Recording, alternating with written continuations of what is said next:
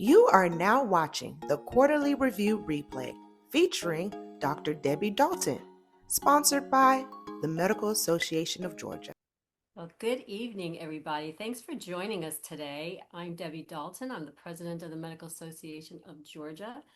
So excited that you've all joined us. As you heard, this meeting is going to be recorded. It's going to be available on our website, so please tell your friends about it. Just another point so that you know, if you have any questions, please put them in the chat. We're not going to be opening up the microphone, but please put them in chat. You can put them in any time during this meeting. And we look forward to answering your questions towards the end of the meeting. Alrighty. So I'm just going to give you a very quick update. This is our third quarterly President's Update. We had a great legislative session this year. We had some really good outcomes. We got a bit of tort reform passed, which is excellent. Lots of things to work on from that. We also pushed forward with a little bit of maternal health initiatives. We unveiled our maternal health app in February at our Physicians' Day at the Capitol. And we also have some behavioral health initiatives that got started. Gold card legislation that passed as well this year, which was excellent to help with prior authorization. Safe Haven got a bit of funding, which is going to be great for the rural physicians. So please watch for more information of that on the website. We did avoid some scope creep this year as well, and with the CRNAs pushing forward with their hope for being able to practice independently, but we were able to thwart those efforts, and we're working on some other things as well too. So I want to remind you that we are going to have the House of Delegates in October, and if you have any thoughts on resolutions, please feel free to reach out to any of the staff at MAG, and they can help you write and formulate some of those resolutions to push forward with some of our ideas for the next legislative session in January. All right, so I have the pleasure of introducing Dr. Jeff Marshall. Dr. Jeff Marshall is a cardiologist. He received his medical degree from the University of Florida, completed his residency in internal medicine and research and clinical fellowships in cardiology and interventional cardiology fellowship at the Medical College of Virginia, or VCU, in Richmond. Dr. Marshall is an assistant professor at MCV and associate professor of medicine and cardiology at Emory University for 11 years, where he was the director of the cath lab at Crawford Long Hospital, which is Emory Midtown now. Dr. Marshall is a former president of the Society for Cardiovascular Angiography and Interventions, the SCAI, and has served on the subspecialty board on cardiovascular disease for the American Board of Internal Medicine, is a former chairman of the Georgia Composite Medical Board, a former governor of the Georgia chapter of the American College of Cardiology, and is a delegate for the SCAI for the AMA House of Delegates. He is one of the Georgia commissioners for the Interstate Medical Licensure Compact, and the current vice chair for the American College of Cardiology Health Affairs Committee. And he has been in Georgia for over 30 years and works at Northside Heart Institute. So very accomplished. And we have the pleasure of getting to ask him a whole bunch of questions today about the licensing process in the state of Georgia, the medical licensing process in the state of Georgia. So thank you so much, Dr. Marshall, for joining us today. Well, thank you, Debbie. It's a pleasure to be here, and I hope that I can shed some light without stumbling on what the medical board does. And I'm really on the board. I'm involved in the investigative committee, as you know. You're on the committee with me, and so I look forward to talking about it. Great. Well, I know you have some slides to share with us. So just some general information for everybody before we get into our questions. Yep. Go ahead and share those. I'm going to. Let's see if I can do it right here. There we go. Did it? Okay. Coming through. Oops, that's the wrong place. Sorry about that. I need my 13-year-old granddaughter here. But this slide kind of tells us what the medical board does. It licenses, it regulates, and it educates. And the real mission of the medical board is defined through the Medical Practice Act. And its number one job is really to protect the public, to protect the health of Georgians by licensing qualified people and by then objectively enforcing the Medical Practice Act. The board's made up of 16 members, 13 physicians, 11 MDs, and 2 DOs. And that's why it's called the composite board. Some states have an MD board and a DO board. In Georgia, we have a composite board. We have 2 consumer advocates, and we have a non-voting physician assistant. And then we have a whole bunch of staff. This is actually on the right side of this, shows the staff.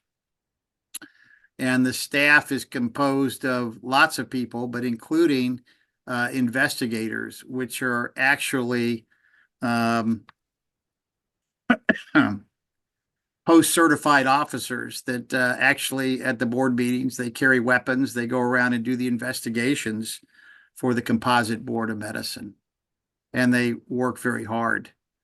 Your Georgia Composite Medical Board, as of the last quarter of last year, licensed over 48, we have 48,000 active physicians. And then we also license physician assistants, respiratory care professionals.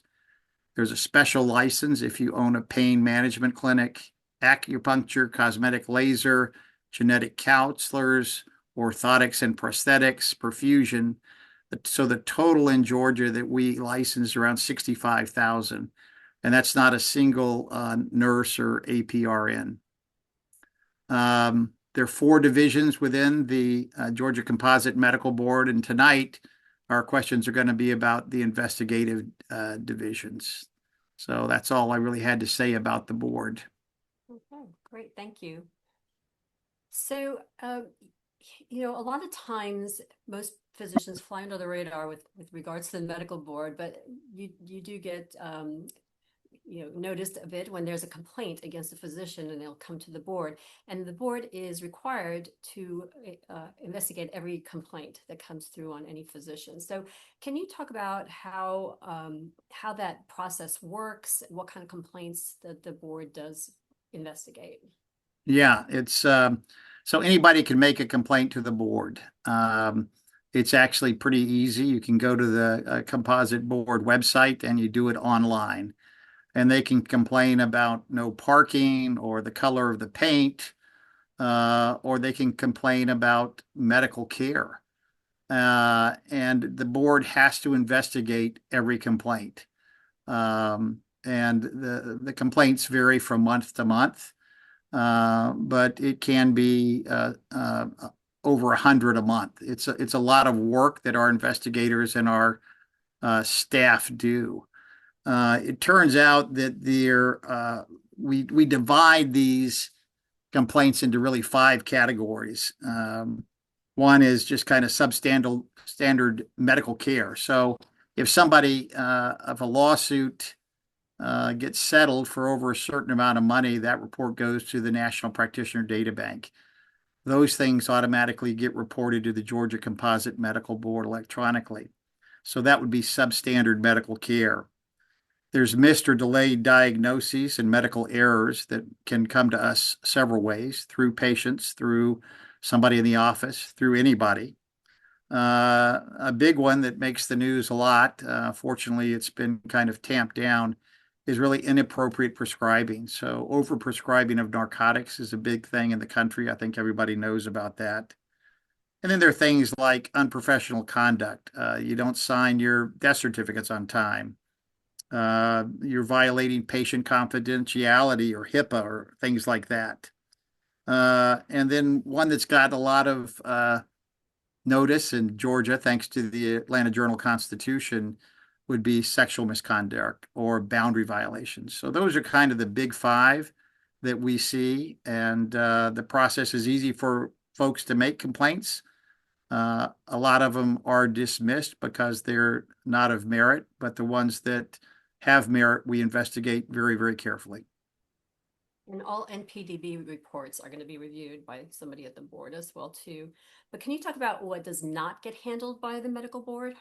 A couple of things. Yeah, I mean, if somebody complains about, you know, billing and business issues with the board, like I think you billed me too much, or you know, those type of overcharging kind of things. Those are kind of things that the board doesn't get involved with at all. And actually there's a significant number of complaints come about what patients have to pay. Um, Doctors make mistakes in lots of things, but if they're not making mistakes at their hospital, or there are mistakes in taking care of patients, then those kind of mistakes we don't get involved in unless they rise to the level of attention by local, state, or federal law agencies, in which case we get involved pretty quickly. Okay. And you mentioned the sexual boundaries issue a little while ago, but now it's mandatory for us to have CME with our next renewal of our license. So can you talk a little bit about why this occurred and what we should do about it as physicians?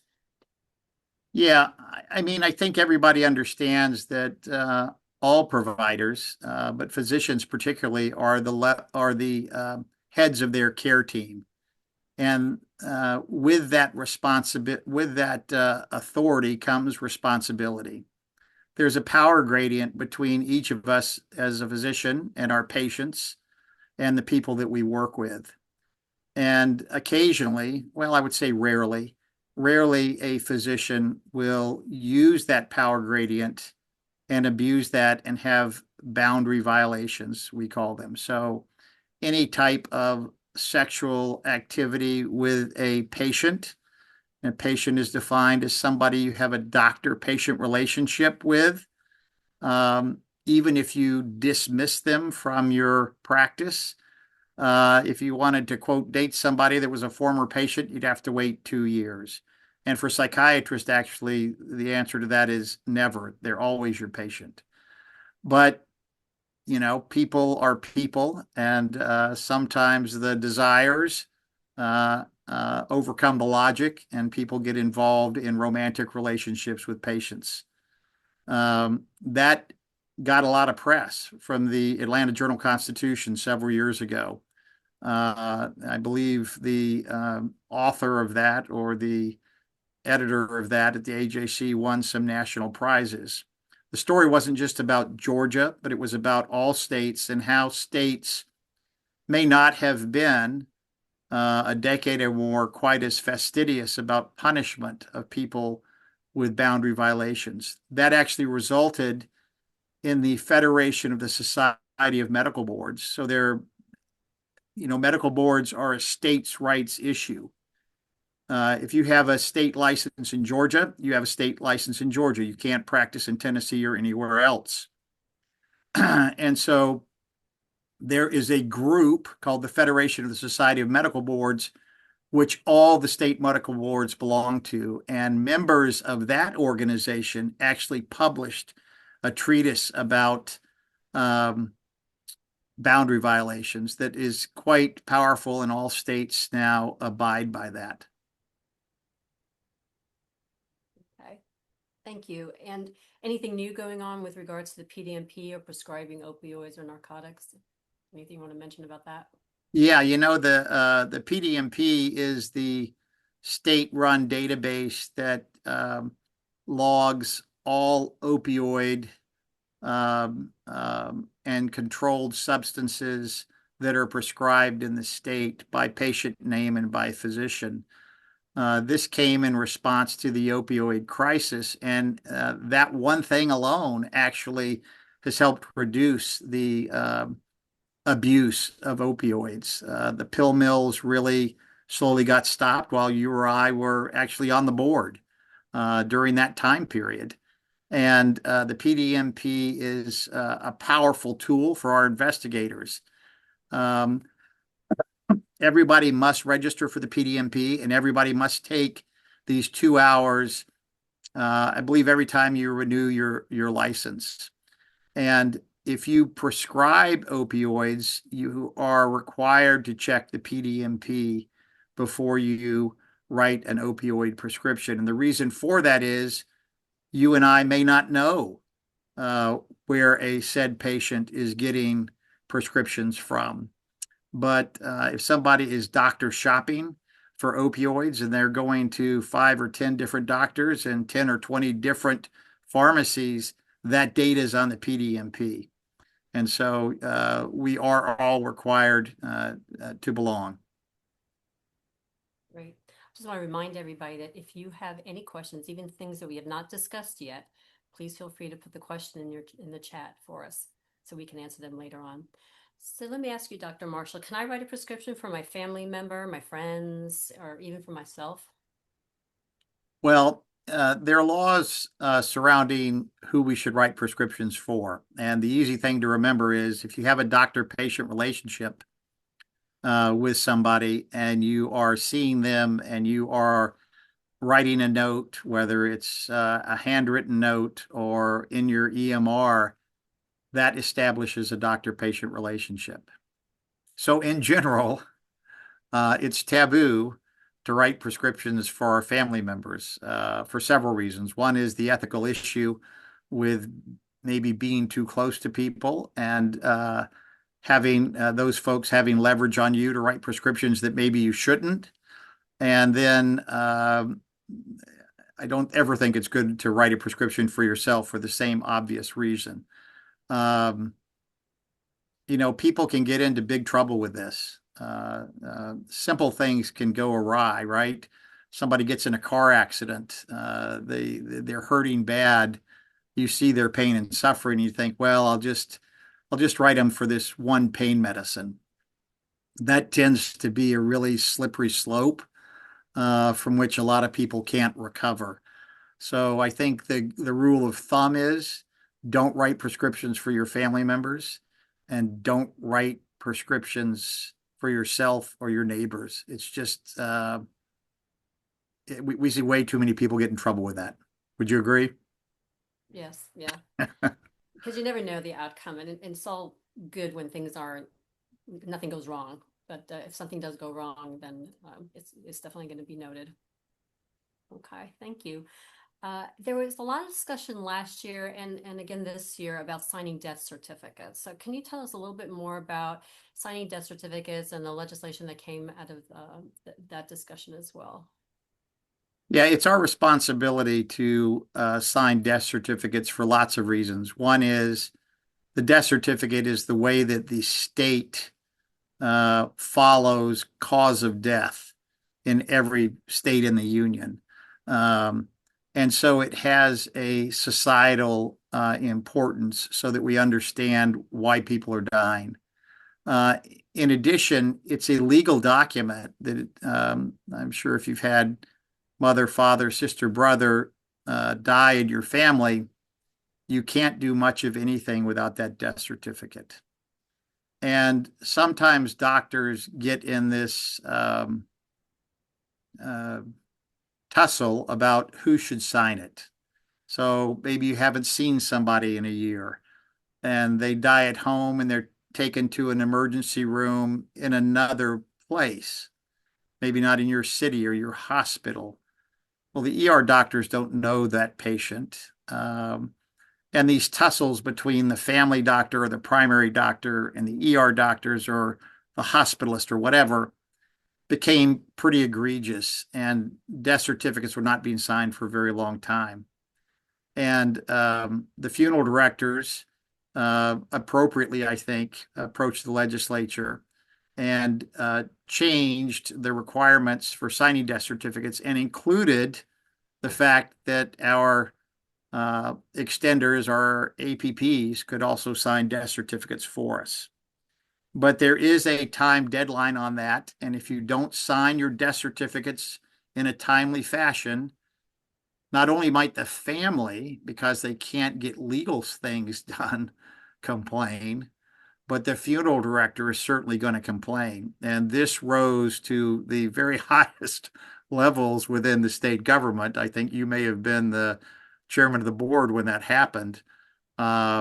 And we all have to be very mindful of making sure that we sign death certificates in a timely fashion for those kind of reasons. And I think I'm right that you were the chairman then, so maybe It you even definitely have a started when I was comment for it, chairman, Debbie. but Yeah, yeah. It continued for a little while, but last year I think was when the legislation kind of got pushed through a little bit more.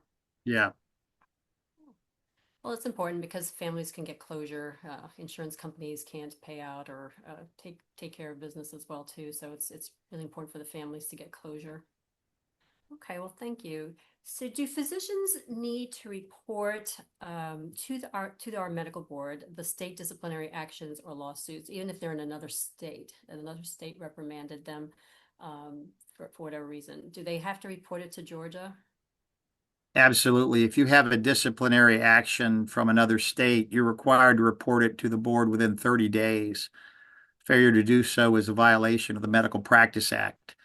Um, in addition, I think it's very important when you reapply for your license that if something like that has happened, um, for instance, a med mal or something like that, make sure that you are very fastidious about answering those questions very, very carefully, because misrepresenting your application or reapplication is also a violation of the Medical Practice Act.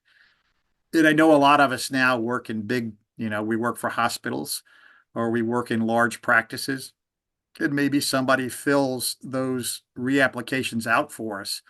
But it's your signature that goes on there, and you alone are responsible for that reapplication.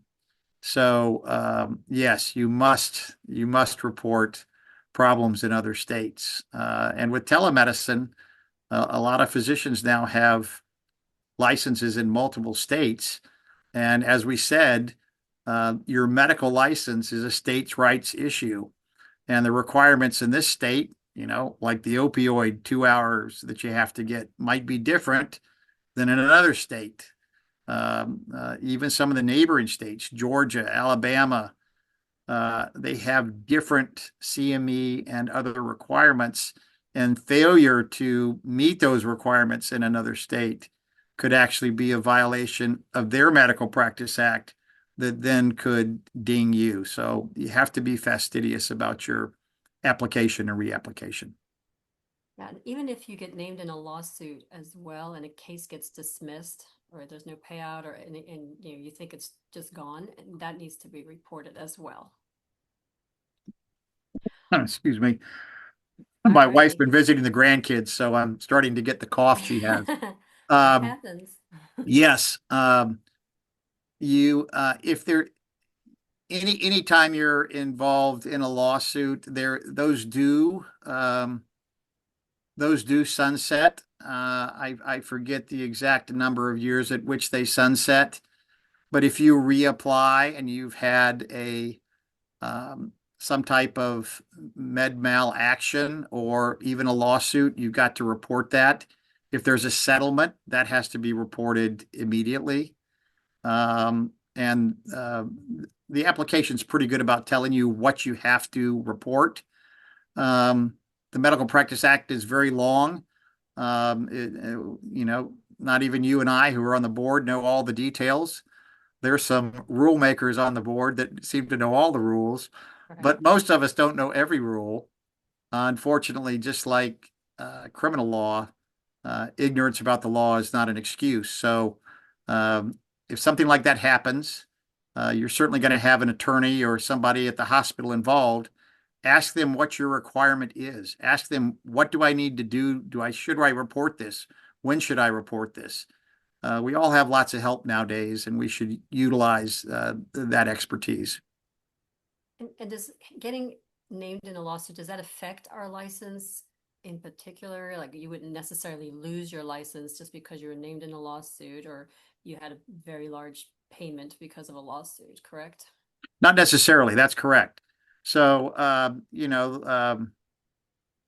Morgan and Morgan or whoever your favorite plaintiffs' lawyers are, they're going to name everybody. They're going to name, they're going to include if the kitchen sink has money, they'll name the kitchen sink, right? So lots of people get that collateral damage, but unless there is kind of gross negligence, okay, um, the board actually sends those medical records out to an independent peer reviewer. So let's say you have a 7-figure settlement, and that comes to us through the PDMP. The investigative committee of the Georgia Composite Medical Board has a panel of medical experts licensed in the state, and they will send it to, or we will send it to a like-minded physician. So if it's an obstetrics problem, we'll send it to an obstetrician that's completely independent. They will independently do this peer review, and they may come back, and even if you lost the case, or your hospital or your lawyers settled the case and you didn't want to, if they find that it meets the minimum standards for care, then the Georgia Composite Medical Board doesn't have a beef with you. The Georgia Composite Medical Board has a problem when you don't meet the standard of care. So just being sued doesn't mean that your license is at risk. Is that clear it up? Yes, Okay. thank you.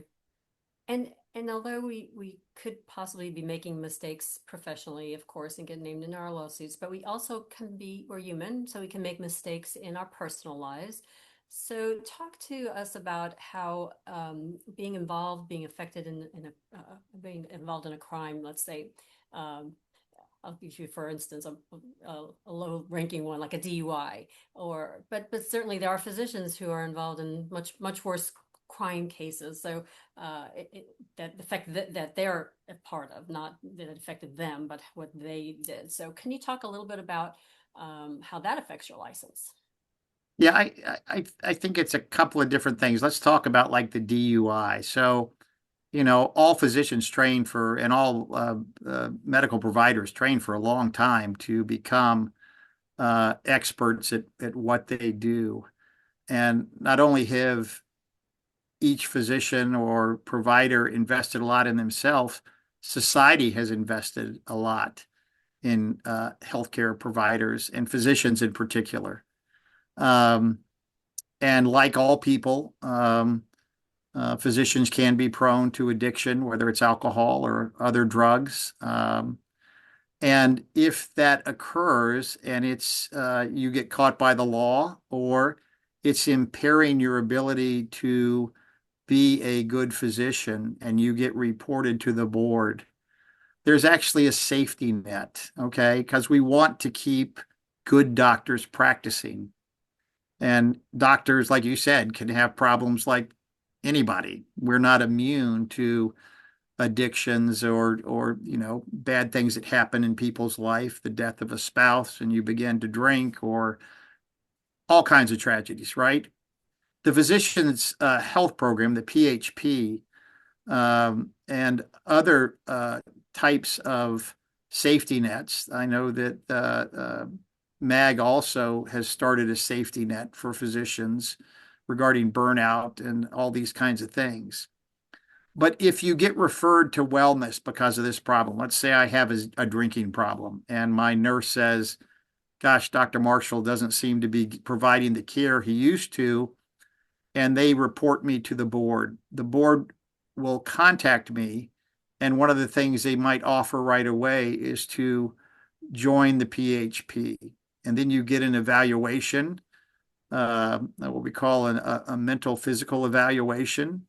You're seen by a psychiatrist, you're seen by an addictionologist, and you get in a program to hopefully bring you back into being a physician, because physicians have a low incidence of recidivism.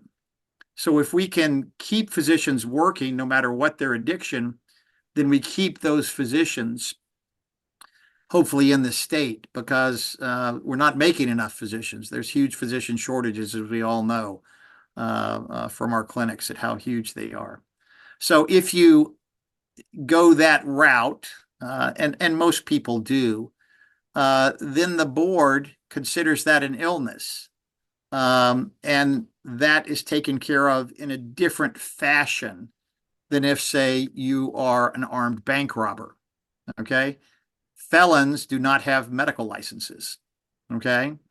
Now, sometimes people can get tricked into doing stupid things. And there are all kinds of Ponzi schemes that, people get trapped in where they're doing something that they think is a service, but in reality, the people that have called them on the phone and asked them to be a doctor for X, Y, or Z behind the scenes are actually committing fraud, which of course is a felony.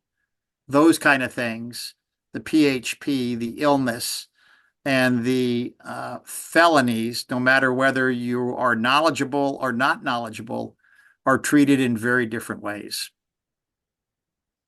One is punished and we can take your license. The other is we reach out a hand and help you stand up. And you've got to want to be helped as well too, especially. So that will kind of guide the direction on what happens to your license. Absolutely, Debbie. Yeah, absolutely. And I'm just going to put a little plug in there for the Safe Haven program that MAG has brought to us. It's not the same thing as PHP, but it is something that if you're feeling like you need to talk to a counselor that's not plugged in with your employer, even though those programs are supposed to be anonymous as well too, but they allow you to speak with counselors. They have some concierge services that are available. Of course, PHP is a totally different level. So we're hoping the Safe Haven program will help prevent you from getting to the PHP level, but nonetheless, they're both available within our state. Absolutely. Safe haven's a great thing, especially as doctors are under more and more stress and burnout and those kind of things. And people are afraid to go to the hospital and say, hey, I feel burned out. So this gives people a safety net. It's a great new law, and congratulations to MAG for doing so. Definitely. Alrighty, so not all physicians who are on this call or throughout the state work for a health system or inside a hospital. Many of them are just affiliated physicians or private practitioners who have their own practices. But talk about losing hospital privileges. How does that affect having your license in the state of Georgia? Yeah, actions by credentialing committees at hospitals are very powerful. Okay. The medical staff is actually a legal entity itself, as is the hospital.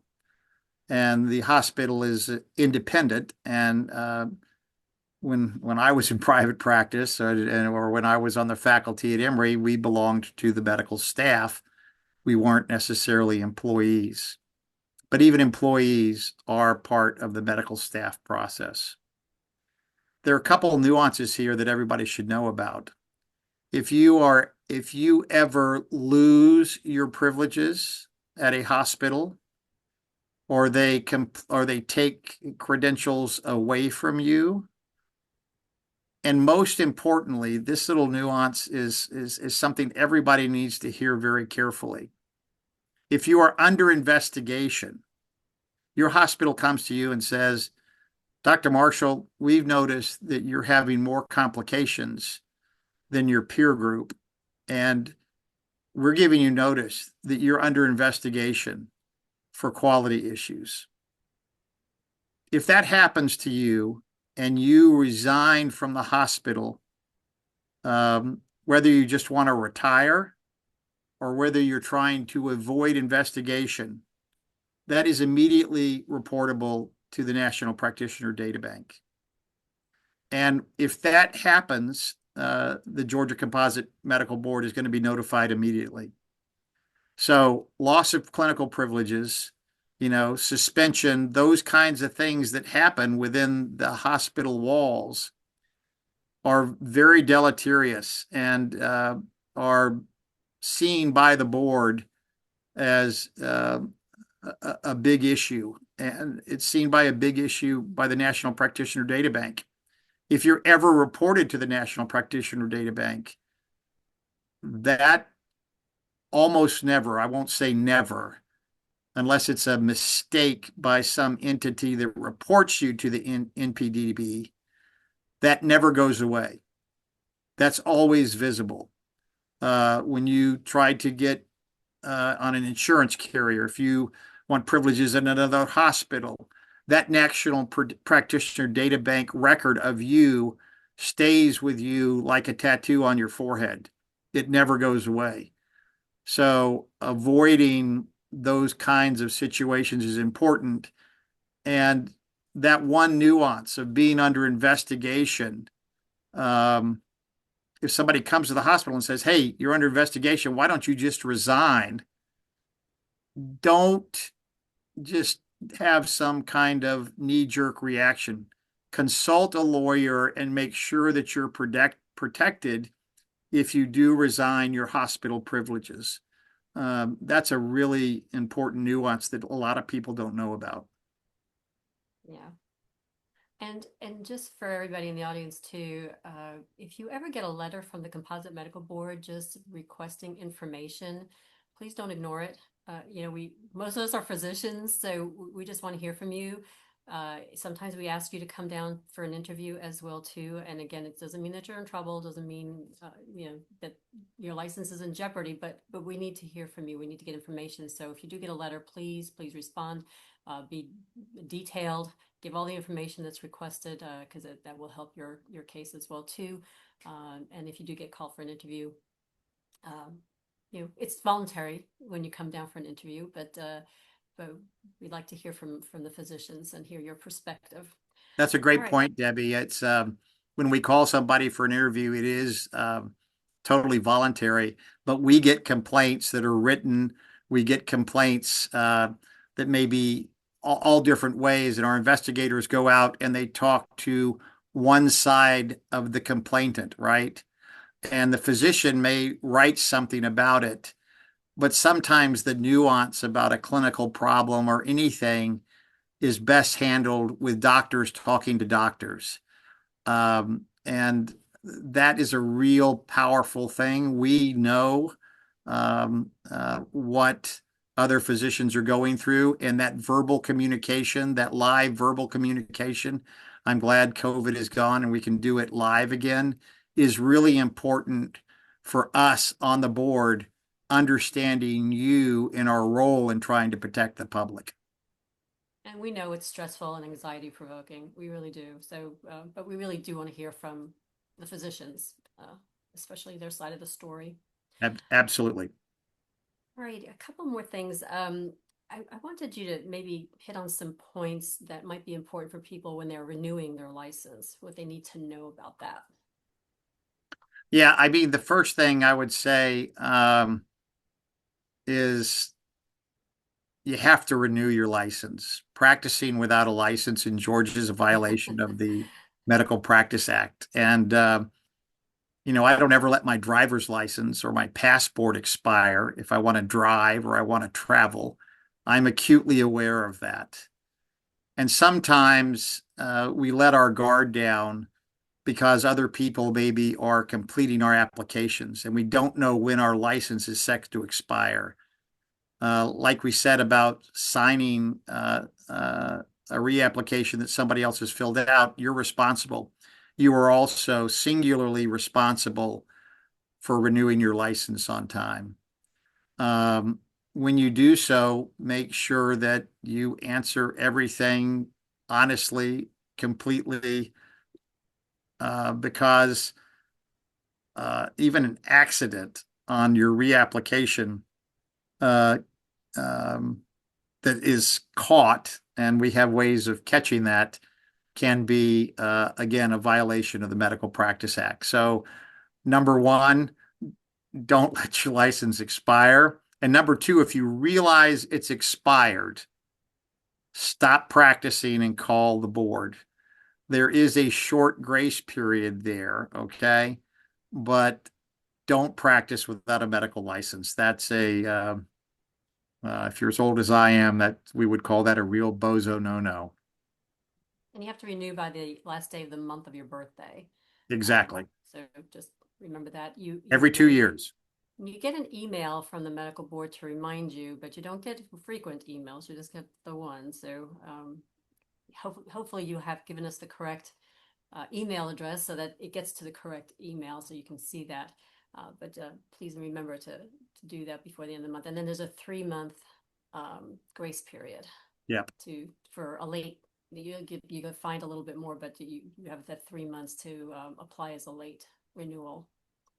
But after that, then you have to start the process all over again. And we saw that a few times during COVID, unfortunately, but it's by statute. So we have to follow the law, and that's why it's that way.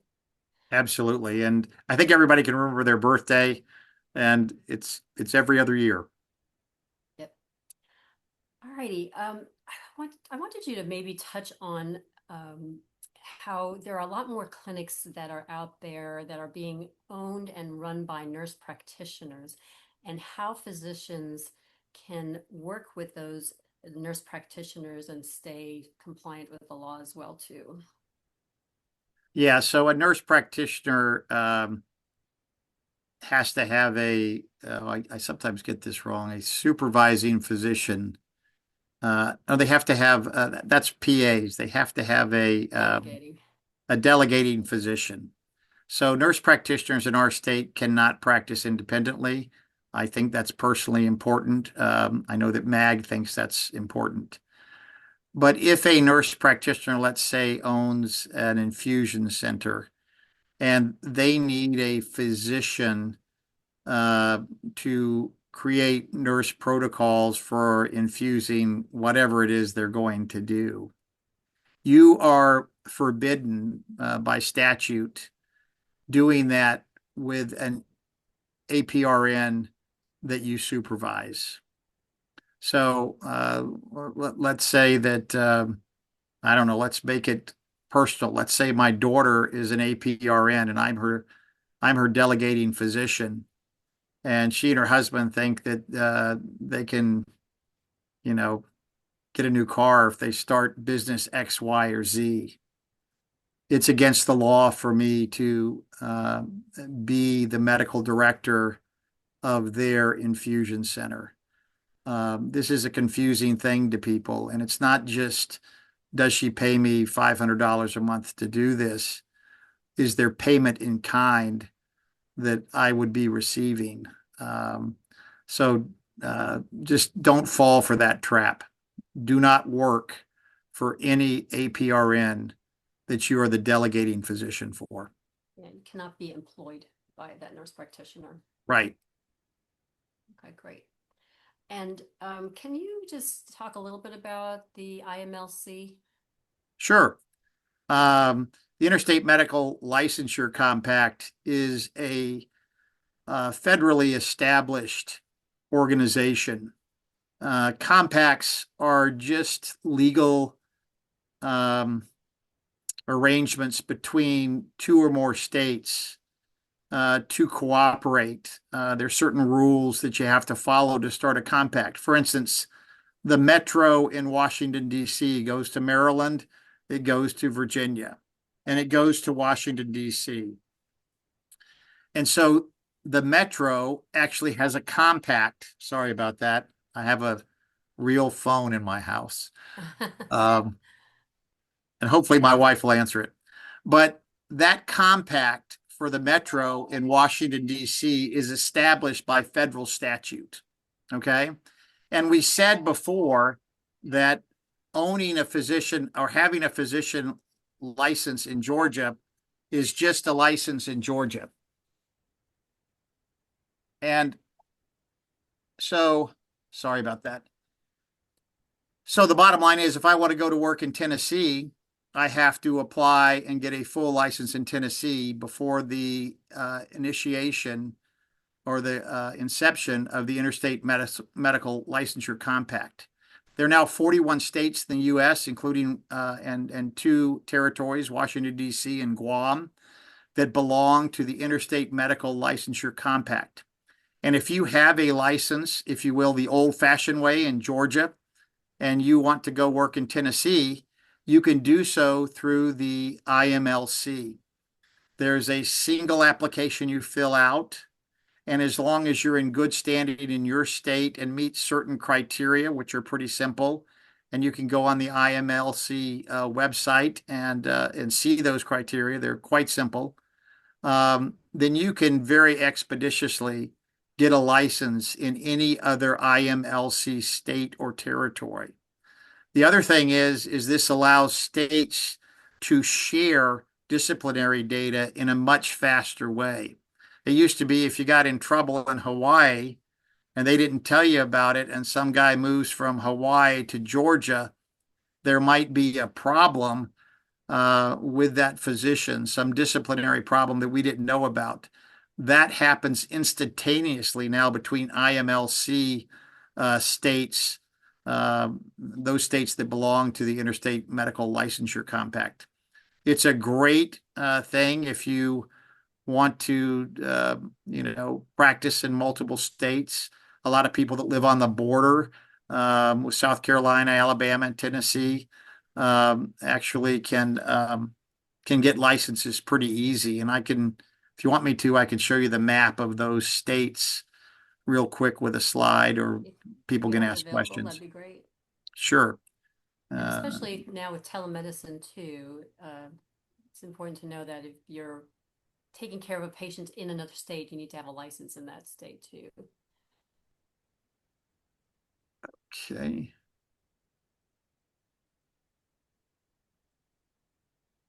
Oops, that's not right.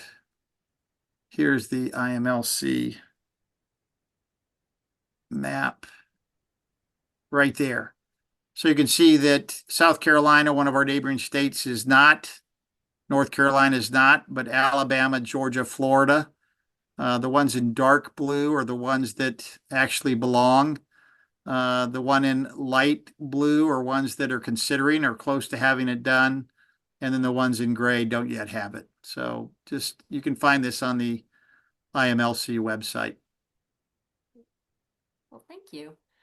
All righty. Well, we are at about time, but we have lots of time for some questions if anybody wanted to pop some any in the chat. Josh, do you know if there's any questions in the chat? Yeah, no questions in the chat right now, so anyone, now's your time. Great. Well, thank you, Dr. Marshall. I really appreciate you taking the time to come and talk to us about this. And as I mentioned earlier, this is recorded, so it will be on the website too, so you can refer back to it later on and tell your partners and your colleagues about it as well. Any final words, Dr. Marshall? No, not at all. I would just say that the Georgia Composite Medical Board is not your enemy.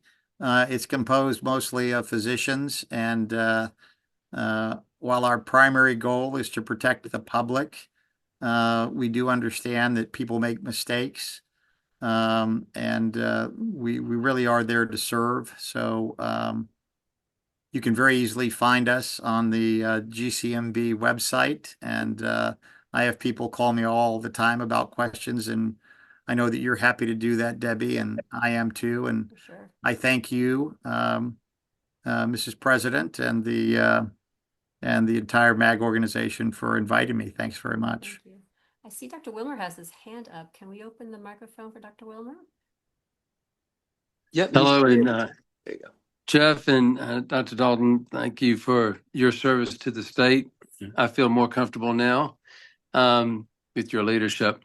What happens if someone calls you who's a patient of yours and they ran out of their Eliquis and they're in Florida or in California?